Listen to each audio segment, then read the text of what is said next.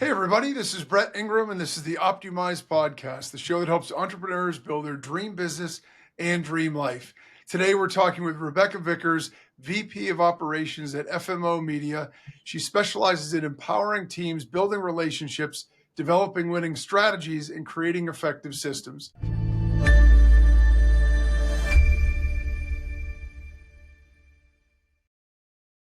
I'm super excited because I think that relationships really are the foundation of everything, and strategies and systems help us use digital marketing to grow our businesses and profit.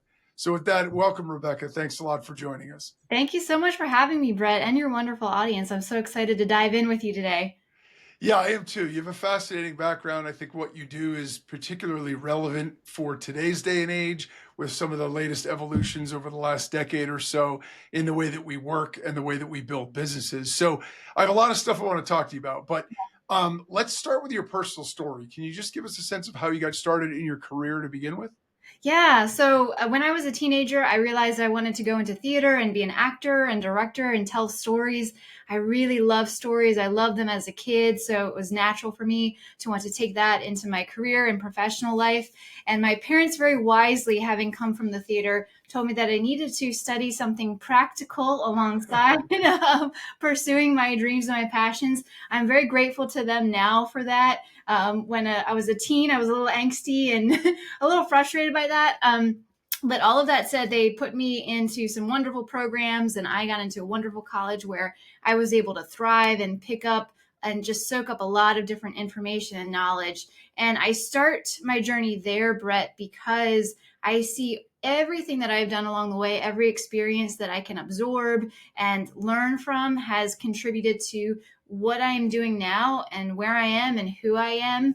I took all of the lessons I learned in college into a theater where I became a fellow and then a company member. And they really needed help with marketing in this theater. They needed help with a lot of structure. It wasn't just marketing. And they saw my skills and abilities. I was self taught in Adobe, I was self taught on social media. At the time, Brett, speaking of, all the wonderful technology we have today, social media was just starting to be used for business. And I think business pages, profiles were only a year or two old at the time.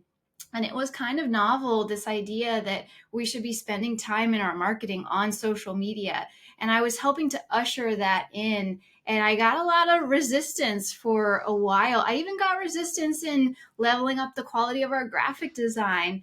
And then once people started to see, oh, there's a value here, there's a benefit, and I could learn how to pitch an argument and tell the story of why it's important and help other people understand that we want to broaden our audience and at the same time target who we're trying to attract to the business, because theater is a business as well. It all kind of clicked and made sense. But like any new piece of technology or tool or strategy, tactic, it might take a little bit of time to convince people. So I had a huge learning lesson there. It was really great because I could pick up those extra skills. And then I transferred that, gained more knowledge in grad school, took that into other theaters where I worked. I have a career in fitness and I love helping people with their fitness. I haven't done that recently, but that's still a passion of mine. And then all of those experiences, whether it was helping to grow theaters, helping to promote and manage gyms, all culminated into taking all of my digital marketing skills. And now I'm helping operationally and in marketing with FMO Media. We're a nationwide professional services agency, and we help folks grow online with their presence and their brand. So all of those wonderful experiences along the way have taught me a lot of great lessons about perseverance, being resourceful, being agile too, because I will highlight, whenever things shift and change, we live in a VUCA world where things are volatile, uncertain, complex, ambiguous. We have to be able to adapt. And so I take everything that I've learned, whether it was on stage or off, connecting with people, figuring out graphic design to really make who I am today. And I know I'm not done. I like to say God's not finished with me yet. I've got a lot more to do, a lot more to learn and grow. And I'm just excited to be able to share that with your audience and anyone who's looking for advice or something inspirational and motivational. Yeah, I mean, that's fantastic. And I love the fact that you referenced how all the things that you've done have sort of come together in what you're doing now, because there's a fascinating pattern that I've seen in talking to a lot of people. And when I look back across my own journey, because I've got ups and downs, I've got lefts and rights, we're all over the place, based on what we're doing. And it's amazing because in the moment, for some of the things that I've gone through in my life, and I've discovered this with other people as well, when I talk to them, in the moment, it might not seem like it makes sense. In the moment, it might be a frustration. It might be what we think is a setback. We can't see how this is going to fit into the bigger picture. You fast forward a few years later, and it's fascinating to me how then when you reflect, you realize, hey, wait a minute, that piece of what I'm doing here came from this. And that understanding about this came from that. And I think for you, storytelling is obviously so important nowadays for branding and all those other kinds of things, because that's how we engage people. At the same time, understanding how all of these pieces fit together, and the idea of being able to use marketing, but also leverage the storytelling and all these other things.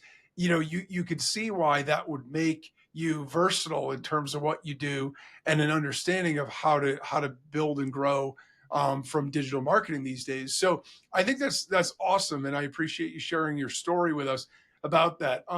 So I'm curious about relationships and teams. This is something that's always been near and dear to my heart. When I was in my mid 20s, I had a fantastic opportunity. I was working in New York, and I was working for a company that we did IT consulting. So I had all these remote consultants all over the place, and my job was to try to manage them. And we didn't live in a remote working society at the time. So it was fascinating to me, the dynamics, because it's so different when you work elbow to elbow with somebody in the office all the time. So I'm curious, because relationships and teams are obviously intertwined and both are vital to high functioning businesses. How do you think entrepreneurs or business owners can establish strong relationships and build high performance teams? I think that's a great question because it's so important, Brett, and so necessary. Whether you're in person or remote, you have to be able to have those strong relationships. And I've even experienced working in person, not having that as an employee. And so when I was put in charge of people and responsible for their well-being and their development, that was a big point for me to be able to help grow with them and build that dynamic where everybody feels safe and heard and valued and seen, even though we're not all in an office together. And I will say, especially in the beginning, figuring it out, even though for me it was post COVID and we all kind of figured out the remote thing. But it was still very challenging figuring out what works and what doesn't, what feels like micromanaging versus what is empowering for a team. And a couple of the things, practically speaking, that I find that work are frequent meetings, but short meetings. Long meetings are, well, they're stressful for all of us for the most part, right? I don't want to speak for everyone.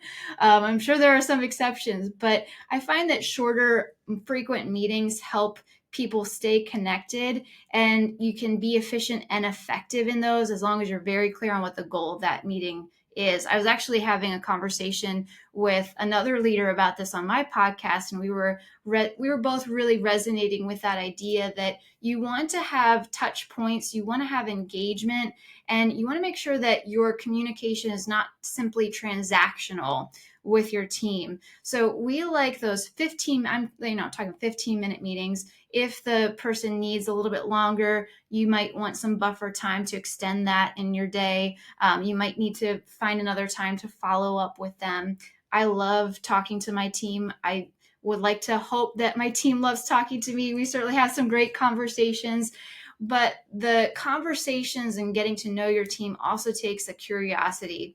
And as a leader, you have to have not only self-awareness, but awareness for your team members. You have to be able to pick up on some of the nonverbal cues and be able to tell, are they engaged? Are they a little disengaged? We don't know necessarily what's going on with people, and we can't read their minds. They can't read ours.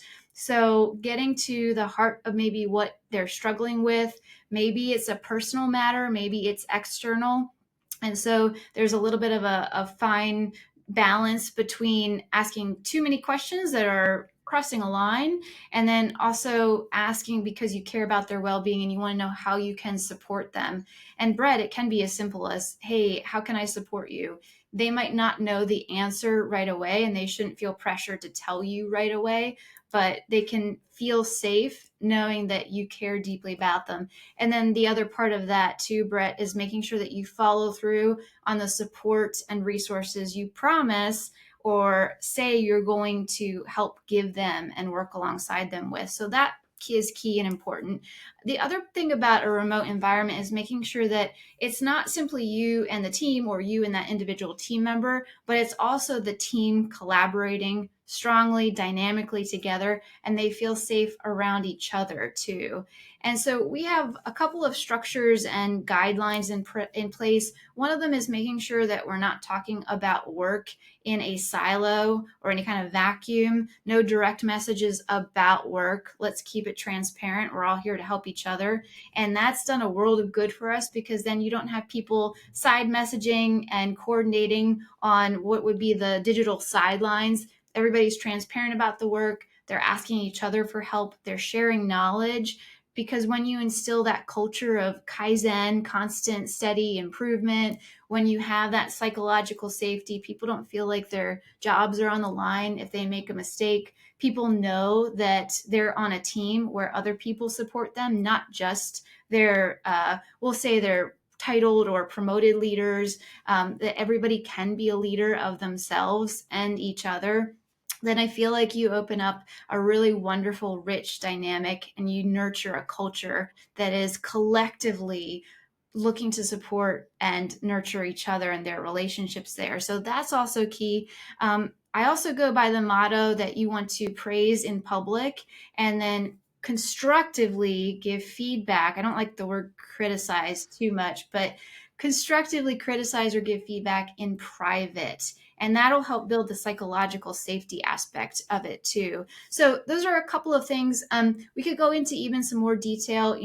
I think having a really good, strong channel for communication and keeping your communication with your team really structured and organized and specific, versus, I'll give you an example, versus having maybe one channel where everybody talks about something on Slack. You have multiple channels designated to specific topics, and then you have a safe space zone for your team member to talk just to their managers. They feel like they can share anything that might be on their mind in that space. You have a one-on-one video meeting, conference call with your team. And then you have those weekly meetings too, where people can brainstorm, collaborate, problem solve together. So I know there's a lot of examples actually, but hopefully that's all helpful. It takes some time though, and it takes that awareness of yourself as a leader to see what's working, and then asking people for feedback and insight, because you can't see it all and you can't know it all and you won't know it all. So coming with that humility is also important too. Yeah, no, I appreciate you sharing the details and the specifics because it's actionable stuff that people can implement. And I think there's always value in that. Um, I love to, to just sort of kick things around and be philosophical, but at the end of the day, we do have to be able to get things done in our businesses, and we have to be able to, build high performance teams. And so any kind of tips and tricks are always welcome. One of the things that you talked about early on that I keyed on was the fact that you talked about the difference between transactional communication. And I think it's so important because it's fascinating. In business, the focus is usually on production, getting things done, particularly if we have remote people, because Mhm. how else can we measure anything? If we're in the office together every day and you can see somebody's working, you don't really need to worry too much because you can see that they're working.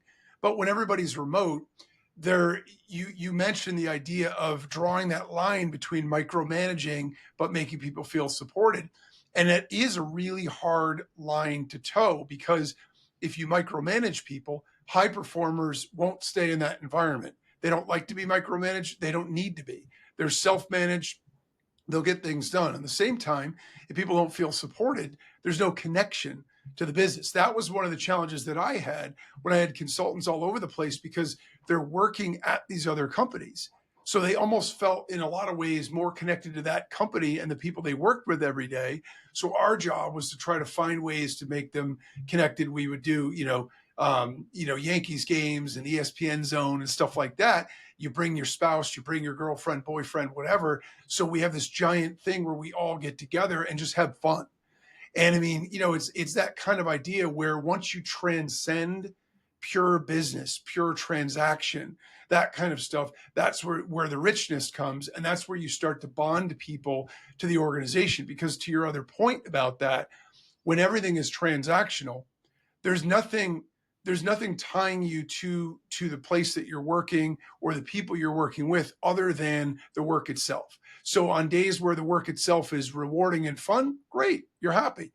The minute you have a bad day, you're like, okay, well, maybe I should go find another job or go somewhere else because there's nothing else holding you there. If you like the people you work with and you have good relationships, the entire dynamic changes because now you're bought into the idea of being there and being part of that team. And there's value in that, even when the work isn't maybe that exciting or you have a rough day. So I'm so about that. And I think, one other point I just want to share, and it's not related to me building my own team, but it's the way I learned this lesson about the importance of relationships is so in digital marketing, I have a lot of colleagues. We talk a lot on Skype, which I guess we'll have to change to something else since it's being shut down. But regardless, all of it was transactional. I'm creating a software product. You promote it for me. I mean, there's a little small talk, but for the most part, that's what it was. And so we do these conferences a couple of times a year, and I never went. I'm like, I can get more done at home. I got to just get stuff done, whatever, whatever. And one of my colleagues said to me, trust me, book the hotel, get on the plane, come to the event. And I'm like, I'm going to burn all this money, all this time. I've got so much stuff to do. I can't get it done as it is. Trust me, just do it. So I went to the event and it was absolutely transformative. There's so much of a difference between being able to have FaceTime with people, engaging with them. It deepens your relationships in ways that it doesn't matter how many business deals you do together if it's still transactional. So I love all the things that you said because I think that not only are they spot on, but I also think that the tips that you gave for ways to try to get that engagement really work because I'm in a lot of remote environments. Some of them are good and they function well. Some of them are not. And when I sort of screen it against the things you're talking about, those are the things that I see where there's a feeling of team. Those are great environments and everybody's happy. And so, and when you feel supported, obviously by people you're working with. So, appreciate you sharing all that. I think that's awesome. So what about multicultural elements of it, right? So let's say that we have teams. Obviously, we're all dispersed all over the place. But what if there's English is a second language or whatever language we're speaking is not the native language, or maybe the customs are a little bit different, or work time zones or whatever else. Are there ways that you can navigate that effectively? Absolutely. So I love the example that you just gave to Brett. I want to highlight that because you're right. It's important for people to be together, right? And so I'll highlight a little bit of that in terms of managing and engaging with a multicultural team too, because there are elements in a remote setting on video conference calls like Zoom, like Skype, like here on Riverside too. We actually use Riverside for our company as well. And that is a great way to help people engage no matter where they are in the world, right? But you have time zone issues, English as a second language, like you mentioned, and those can be roadblocks or they can cause some friction if they're not managed properly, even the cultural aspects. So for example, with our team, we do have a global team. We have a couple of team members who are in other countries. Time zones are all different. even in our US team, their time zones are all different too. So we all work in the same time zone, and we make that very clear up front, very transparent. And the people that are looking to work in our time zone are also very transparent about that too. So we make sure that we're aligned there. Otherwise, it's not going to work out. It's not fair to the person to surprise them. Oh, by the way, you're not working in your time zone, you're working in ours. And we do that so that we can keep a standard and we can guarantee to our clients when we'll be at our desks, when we'll be working. So it maintains a consistency there operationally, and it helps all of us on the team not feel like we're constantly waiting, or a day, literally, figuratively, or two in front or behind someone. So that's helped tremendously. The other aspect of that, the cultural aspect, making sure that our team members from other countries are able to celebrate their holidays that don't align with ours and are different from ours on the calendar. We make sure that they have time to celebrate those holidays too. So where our team has their set holidays that are US based, the multicultural teams have their own set holidays. And we make sure that we're doing our research and due diligence before we hire someone from another country to make sure that we're capturing the holidays that are most important to them and making sure that's very clear for them in their contracts too. I like having everything in writing and being really clear and transparent. Otherwise, there's room for chaos. And Brett, you probably already know that when you're working remote, you definitely need to have things in writing. Although I will say that said, I don't know how we did it in an office in person, because conversations, passing people by in the hallways, things were getting lost already. So Yeah. in some ways, there's a pro there to the remote side. The other aspect, English as a second language, we work in social, we work in digital media. Obviously, it's really important that we're clear in our spelling, our grammar. So we use wonderful tools like Grammarly, which is technically AI. We use ChatGPT. We'll use any of those programs to make sure that we're all connecting, that we're catching things that could be maybe misspeak verbally. Maybe there's a colloquialism that someone isn't aware of. So technology can help us overcome some of those barriers.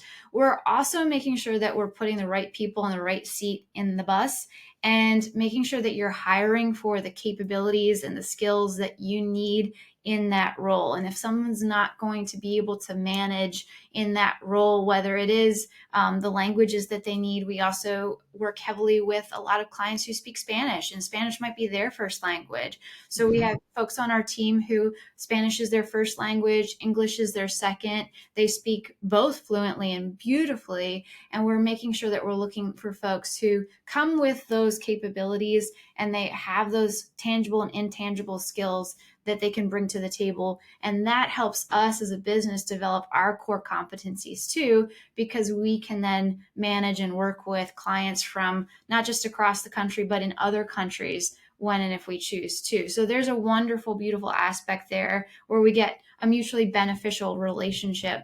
And then when we're working together as a team, it kind of goes back to that curiosity thing again, Brett, of being curious about another person and not assuming that you know something about their culture or where they came from or their background. I love my one-on-ones with all of my team members, especially the team members that I'm just getting to know, who maybe they're from another country, they have a new holiday coming up. I ask them questions. I'm not going in too blind. I like to know what I might be getting into, because you might misspeak or misstep. So I also encourage folks to do a little bit of research and make sure you have a general understanding so that you can help navigate those conversations. But ask questions that are appropriate. Get to know your people. Be curious, genuinely curious, not transactional questions. I'll get back to that again, because Brett, we could ask the questions because we feel like we're playing a part. We have to genuinely care about our team and the people that we're hiring. And then on the other side of that too, kind of going back to that idea of not micromanaging, but empowering. I firmly believe, especially if you're responsible for hiring someone, that you need to trust them from the get-go. They have already earned your trust if you are giving them that space and that role and that responsibility. It can be incredibly hard. And I'm curious for your thoughts on this too.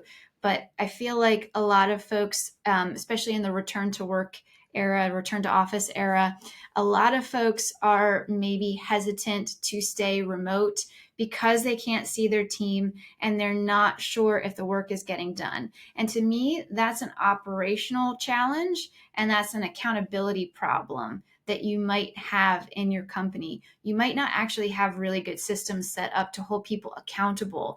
And accountable is way better, in my opinion, and harder, but better than micromanaging because you're able to delegate better, you're able to trust your team better, you can get more effective work done. People feel like they own their roles, they're leaders in their own space, and they are happier and healthier in their work environment. A micromanager, in my experience, is someone who is typically breathing down the neck of their team, following up too frequently, too often, demonstrating their lack of confidence in their team and demonstrating that they don't have their own system in place to properly manage them to begin with. And that really reflects poorly on a manager, a supervisor, whoever you will. So I know that was a very long-winded explanation, but I really want to hear from you, Brett, what you think about that and what are some of your thoughts or anything I might have missed. Yeah, no, first of all, again, I mean, I love the detail because I think, that's where the rubber meets the road. It's where, it's actionable stuff where you can say, yes, this makes sense. I agree completely. I think that what micromanagers misunderstand is they don't understand that the implication of micromanaging somebody is the fact that you don't trust them. So you don't need to use the words, I don't trust you. But the fact that you need to check in on me every 20 minutes tells me you don't trust me. If you give me deliverables and you get out of my way, if I'm someone who's professional and accountable, right, you check in with me to make sure that if I need help, if I'm stuck somewhere, make sure everything's on track, if there's any kind of support, all that kind of stuff is all good. But if you're focused on the process I'm following and watching me do each and every step, you're telling me you don't trust me that I'm going to get to the outcome that I promised I would. If you are an outcome driven place where you know that, hey, look, this is what we need you to accomplish by this date or whatever else. Obviously, you have to have some deadlines and things like that. There's nothing wrong with that, but then just be there to empower that person if they need help or if they need encouragement or if they need tools or resources or whatever else at the same time. Otherwise, let them cook, as they say, right? Let them get the job done. And I've always been that way because I'm a little bit weird. I like to work at night, so if I know I have a project due, or when I was in college and I was studying for finals, I was a crammer. I did it like the night before and I would stay up half the night.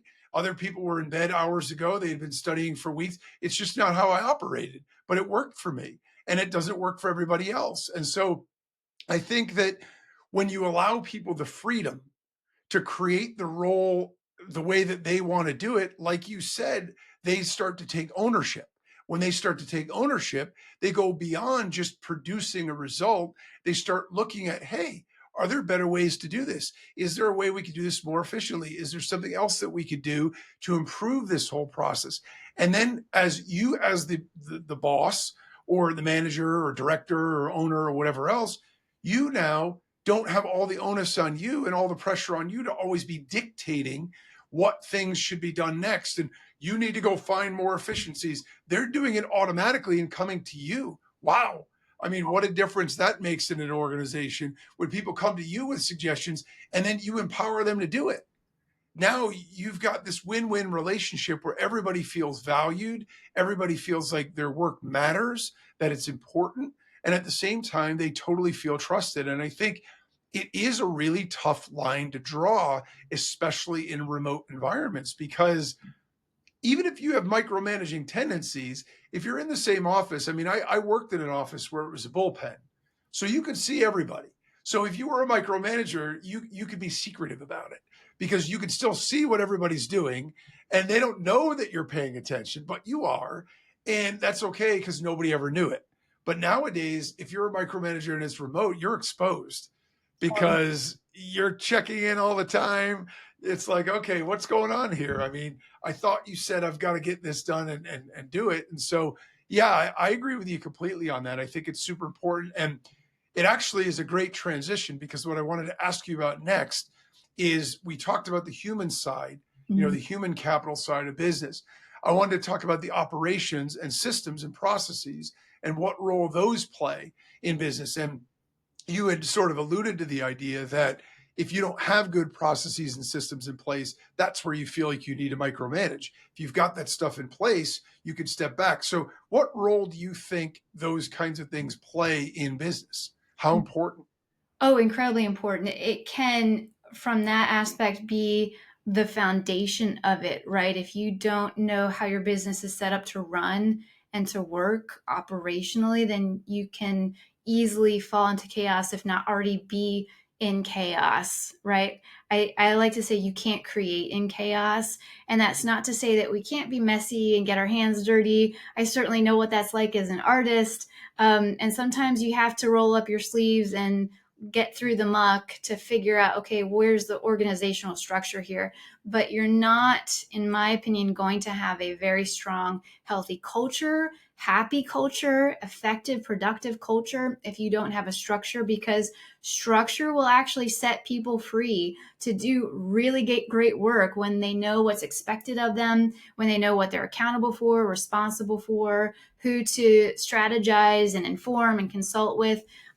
It's really important to have that and to have those systems in place. It can clear up a lot of confusion for anyone if there is a variable and they're met with a decision that they haven't run into yet. Maybe there's someone who wrote an SOP based on an experience and based on a solution they had to come up with because of a certain challenge. So I think it's really important to have that. I mentioned earlier, it's important to have everything written down. And so you need to have your processes, your policies, and your procedures written down very clear. You need to not simply just have them written down too, Brett, but you need to explain them, review them, refer back to them, update them. My team and I are actually moving over to Trainual right now for all of our onboarding, and it's housing our SOPs and policies. And we love it so much. I love there's a built-in timer for us to remind ourselves to go in every quarter or month to make sure we're updating and everything is current and accurate. And those alone and those tools alone help eliminate a ton of different types of confusion that you can run into. At the heart of it is also the communication aspect. Are we communicating with our team what is expected before there's a problem? Are we making sure that our communication is understandable by all? That goes back to the question on any multicultural teams and multinational teams. Do they understand from their own language, from their viewpoint? We could get into that even too, but making sure that you have a really strong structure in place, making sure you have someone who's overseeing that. That's my role. But it's also everybody's responsibility too, to speak up, to give feedback. Like you were saying, if there's a problem, I want people to come to me. I don't want them to wait for me to maybe or maybe not find it and observe it. It takes all of us and everybody's point of view on the team. And when you're in operations, I think it's incredibly important to be able to step into other people's points of view and see things from how they might approach a problem or they might receive the information you're about to give them. And so that's incredibly important. But back to processes a little bit too, they help us create standards, Brett. And standards are really important because whether you're delivering a service or a product, you want to maintain consistency because your customers, your clients, they're expecting something from you. And it's our job to meet or exceed expectations. And it can be very challenging to do that if you don't have a system in your business that creates a standard so that you can ensure that you're going to meet or exceed the expectations of your client and your customers. And that is very important. We also want to make sure that we're not stagnant and rigid in our operations or our strategy. So it's really key for anyone in operations to be a strategist too, and look for ways where you can be efficient and effective. I like to say the larger your company grows, the simpler your systems have to be. And I'm sure I'm not original in that. It's something that I probably read and am borrowing from other great minds. We're on the shoulders of giants, right? But those giants have set a really great path for us. And at the same time, we have to carve out new and innovative ways of using the new technology that we have too. So I'll get into a little bit, Brett, here too, about how AI and automation can save us a ton of time. I don't believe that AI will replace every job. I think it will replace some jobs, it already has. But I don't believe that it's going to replace every job so long as we know how to use it and leverage it and use it for ways that are creative, but understand that AI itself is not creative. It's pulling from what already exists. It doesn't have an imagination. We have imaginations. Our imaginations produce creative outcomes. And so we need to be the drivers of our technology. I know this isn't original either, but somebody else I read had shared how AI is basically like electricity was back in the day when that was coming onto the scene and everybody was scared about the light bulb and what is that switch on the wall? What does it do, right? That it's going to be integrated if it isn't already. Riverside here that we're recording on, it has AI capabilities. Our phones now have AI baked into them. Everything has that potential now. So using AI and automation can help you streamline and support your business so that you can function a lot more efficiently and still remain effective. And I believe that we need to embrace it. We also need to be in control of it. And that means you need to study it. You need to learn it. I had a really fabulous conversation with another operational leader, and she actually challenges her team to learn AI every week on their own time. We in my company, we have hackathons where we learn new tools and technology. We have weekly meetings where we're talking about how we're using the tech that we have, what's new. If we have a problem, I want to hear from other people. How would you solve this? Is there a platform? Is there technology that can solve this better than what we're using right now? So it's really also important to stay cutting edge and have a finger on the pulse of what's happening in the tech world.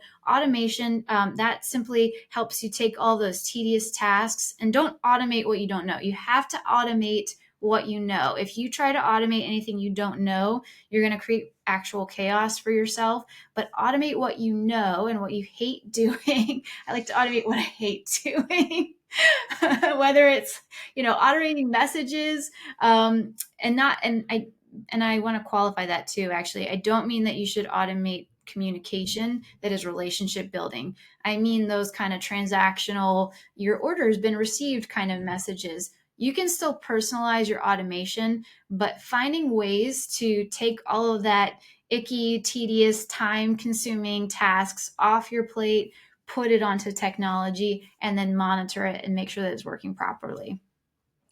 Yeah, I think that's super important. I think what you said about using AI as a tool, but also making sure that you stay aware about it, I think is super important as well. And I love sort of the brainstorming about problem solving with it because I can tell you from my own experience pre-AI days, there were several times where I was struggling with something, trying to figure something out, only to find after banging my head against the wall, there was a tool for it. There was a software app for it. There was some kind of automation for it. And I'm like, if I knew this before, I would have just got that and solved the problem. And so sometimes we forget to do the simplest thing and just look to see if there's a solution that already exists, Yeah. instead of trying to create one ourselves. So I think that's super important. But I also like the distinction there of still customizing. I use AI a lot, but I never use it in its raw form. I always use it as a shortcut to do the heavy lifting, but I always customize to make it mine, especially if it's communication based. So it has my voice and things like that. So totally agree with that. The other thing is, you mentioned in the very beginning of this particular segment, the idea that when we have systems and processes, they're actually freeing and liberating.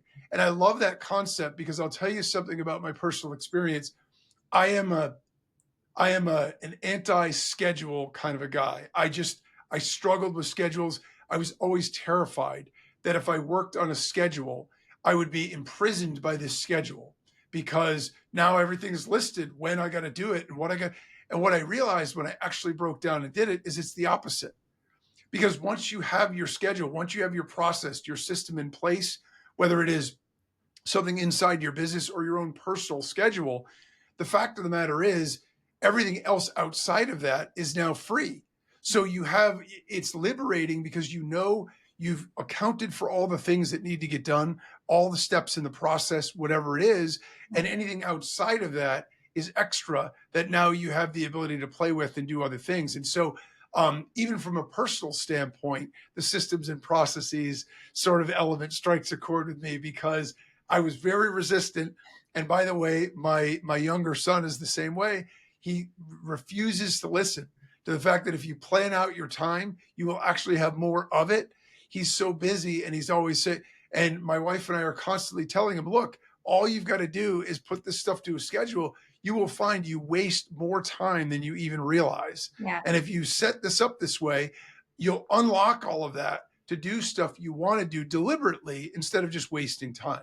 And so I'm a firm believer in systems and processes, and also the idea of making them organic, the way you talked about, and dynamic, where you don't just put it in a folder somewhere and that's the process for it. You constantly reevaluate it because things change, technology changes, your business needs change. There are lots of different moving parts in life and in business. So it makes only logical sense that something that's static isn't going to be the right solution. It might work today, but tomorrow there might be a better way to do this. And I actually find it very rewarding and satisfying in a weird way when I take a process that I've got. I find a couple distinctions where I'm like, oh, that didn't work exactly the way, but if I added this piece in here and I move that to there and I reverse these two steps, now all of a sudden I love that. Yeah. There's something about that for me that's just exciting. So I don't love writing the whole thing out or whatever, but I love then looking at it and sort of breaking it and fixing it and moving things around to make it more efficient. I love to make things more efficient. Oh, Brett, you So and I are so like-minded there. Can I jump in with a thought yeah, too? go for it. So I love what you said about reversing it because I think of it like flipping it. And it's probably related to systems thinking. I wouldn't necessarily say that it is exactly that, but sometimes your problem, your challenge with your process, if you look at it from the other angle, the reverse, then you might find the solution there. There have been so many times when not just myself, but we'll be in a team meeting and we'll ask ourselves, okay, how do we solve this problem? If you look at it from the opposite angle, you can reverse it. And I'll give you an example. We're actually on Riverside right now. I know we mentioned it before, but we're on Riverside right now. And one of our challenges is getting content from our clients before we get to their film shoot. We want to have enough video content from them. And we were thinking, okay, how do we get to them sooner? How do we get to them faster? How can we coordinate this? And we all kind of stopped and collectively realized, well, we come to them virtually. Let's stop trying to figure out how do we get to them sooner. And we do get to them pretty fast. We get to them within a month and a half, 2 months tops. That's pretty quick, right? But when you're trying to coordinate schedules, that might not be fast enough. So how can we leverage technology, reverse our thinking? Maybe we're trying to force something versus find an alternative way. But then I also wanted to highlight something you just said about time management. And that can be 9 times out of 10 when people come to me saying they're overwhelmed, they're stressed, and they don't know what to do and what to focus on. 9 times out of 10, their calendars are a mess. And that's one of the first things that I onboard people to is their calendar. Because if you don't know what your priorities are, and if you don't have it in your calendar, then it doesn't exist. And so you need to have that structure there. But to your point, you can have that freedom because now you know what your priorities are. And if you need to move something, you can. And you can edit and fine tune that calendar. I keep my calendar up all day so that if I need to move something and shift something, I can, but I know what I need to focus on. And that can be half the battle when it comes to working throughout your day and coordinating with people and knowing what you need to prioritize. Using your calendar can be half that battle. So I just want to emphasize that because you make such a really great point there and it deserves some extra attention. I appreciate that. All right. So where can people find you, find your products, find your services, connect with you? Oh, well, you can reach out to me on LinkedIn, Rebecca Vickers. My maiden name is in there, so Rebecca Curitan Vickers. But you find me Rebecca Vickers on LinkedIn. Feel free to connect. I love when people to reach out directly, and we can build a relationship there. You can also listen to my podcast on greatleaderspodcast.com. We talk all about leadership and development, all this good stuff. And then Brett, I would actually love to have you as a guest too. So maybe your audiences will catch you over there. And then if you're interested in working with us from a digital marketing point of view, FMOmedia.com. Awesome. Appreciate that. All right. I have one last question I have to ask because I think it's important and I want to know what everyone has to say. And that's, what's your number one tip for success as a business owner or an entrepreneur? Keep learning. Kaizen, constant steady improvement. We have to keep learning. We can't have the idea or understanding that we know it all. We certainly don't, especially to your point, with technology shifting and changing and the world around us ever evolving. We have to scale and grow with it. So stay humble and keep learning. I love that. It's great advice. Something I always do. I know I just enjoy the process of learning anyway, but anytime I have an opportunity to learn something new, you feel like you're growing. And when you feel like you're growing, you feel better about everything. So that's all good. All right. With that, it's just about time to wrap things up. I want to thank you again, Rebecca, so much for sharing all your insights and great tips with us. Is your link tree still available? Because I was going to give that link out, but yeah, go okay. for it. Lots of All right. there. So you can visit Rebecca's link tree at linktr.ee/ is it still Rebecca Curitan? Is it? Yeah. Instagram is funny. You have to have your license and your actual name. So Rebecca Curitan is my maiden name, but you can pretty much find me with Rebecca Vickers anywhere now. It's a slow transition progress. I understand. I just wanted to make sure I got it right. So I'm sending people to the right place. All right. So it's Linktree Rebecca Curitan to connect with her directly and check out her current projects. Thanks for tuning in, everybody. And as always, remember, no matter what you want from your business and your life, don't compromise, optYOUmize.